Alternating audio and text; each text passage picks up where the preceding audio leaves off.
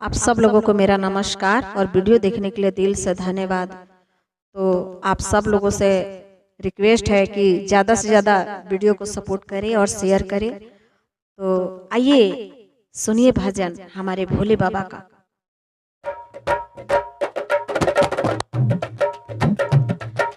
जहिया से शिवाजी के गुरु बनौनी हो तहिया से, जहिया से शिवाजी के गुरु बनौनी हो तहिया से, घरवा लगी है मंदिरवा हो तहिया से, घरवा लगी है मंदिरवा हो तहिया से।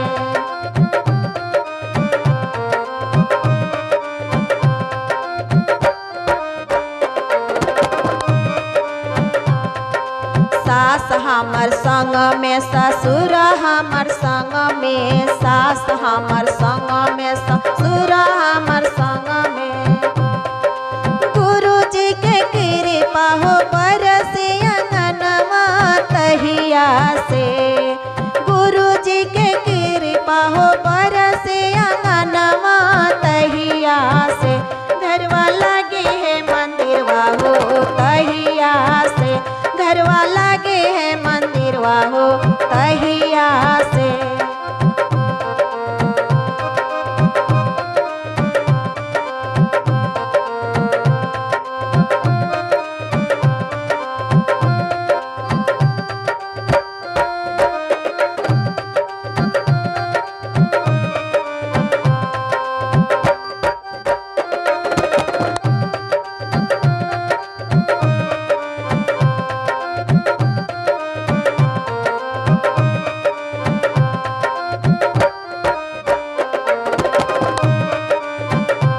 जेठ हमर संग में जेठानी हमर संग में, जेठ हमर संग में जेठानी हमर संग में, शिवाजी के चर्चा करवनी अंगनमा तहिया से, शिवाजी के चर्चा करवनी अंगनमा तहिया से, घरवा लगी है मंदिरवा हो तहिया से, घरवा लगी है मंदिरवा हो तहिया से।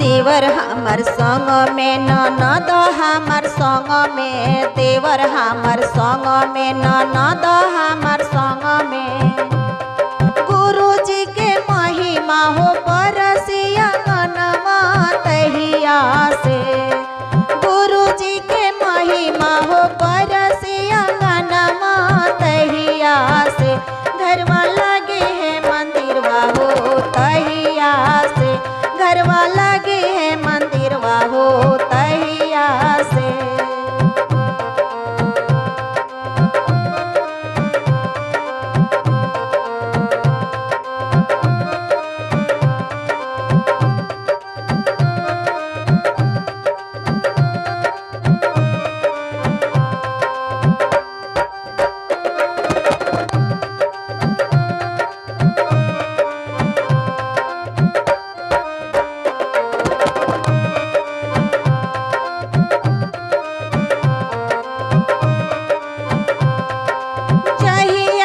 शिवाजी के गुरु बनौनी हो तहिया से, जहिया से शिवाजी के गुरु बनौनी हो तहिया से, घरवा लगे है मंदिरवा हो तहिया से, घरवा लगे है मंदिरवा हो तहिया से, घरवा लगे है मंदिरवा हो तहिया से।